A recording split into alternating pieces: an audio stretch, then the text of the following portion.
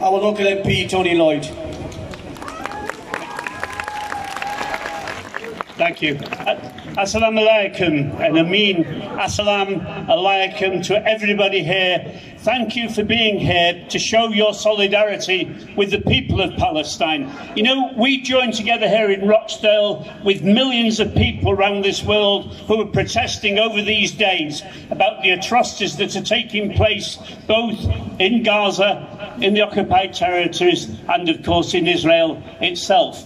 Let me say this, there is a sign somewhere saying death to Israel. Let me denounce that. We're not here about death, we're here about peace. Shalom, salam, it's the same word in Hebrew as in Arabic. And we should respect that because we stand as brothers and sisters for peace. That's what makes this campaign important. We're here to say this can be better. You know, our sister from Palestine made a really important point. You cannot kill hope.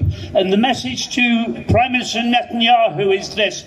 The striking terror may frighten people, may make children lie in their beds afraid of what will happen in the night, but they will not kill the hope of the Palestinian people. They will not kill that hope. And we're here to be part of that hope.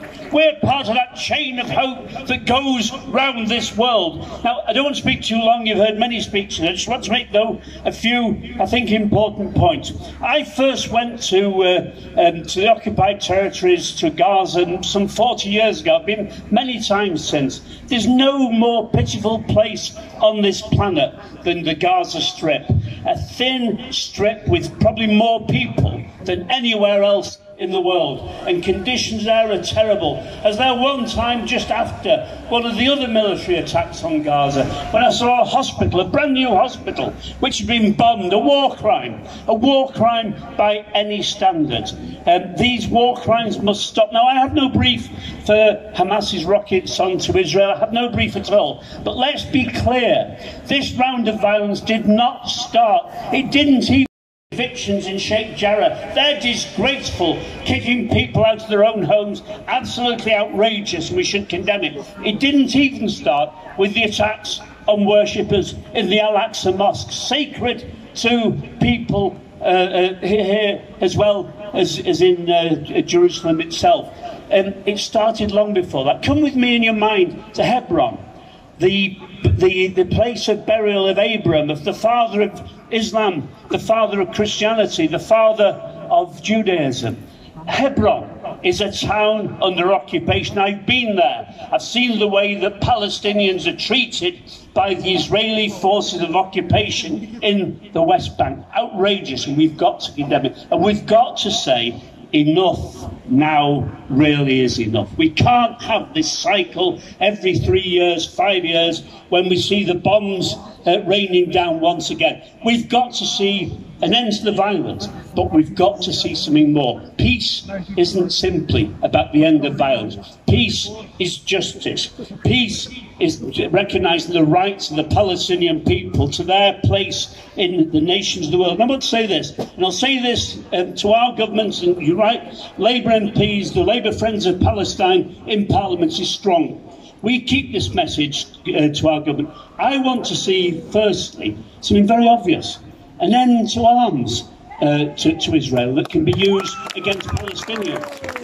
It's obvious, isn't it? I was part of a Labour government which wrote an arms code which said you cannot provide arms to be used for internal repression or external aggression. Well, it's whichever way around Israel wants it. I think it's internal repression that's taking place in Gaza. If they want to say it's external aggression, I don't mind. Because either way around, we should not be giving arms to the Israeli regime.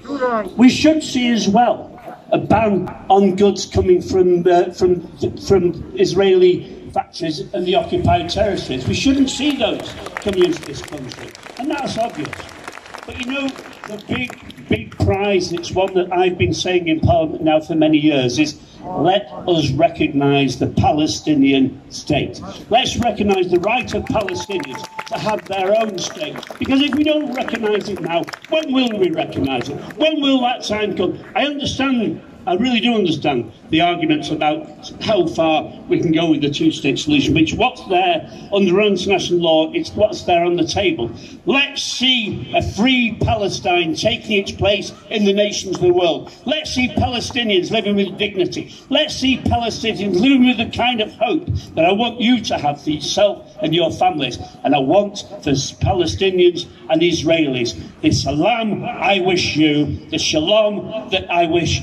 Assalamu alaikum to you, but let's assalamu alaikum to the whole world, and let's see genuine peace. Thank you for being here. Your presence really matters. Free, free! Free, free! Free, free! I can't hear you! Free, free! Free, free!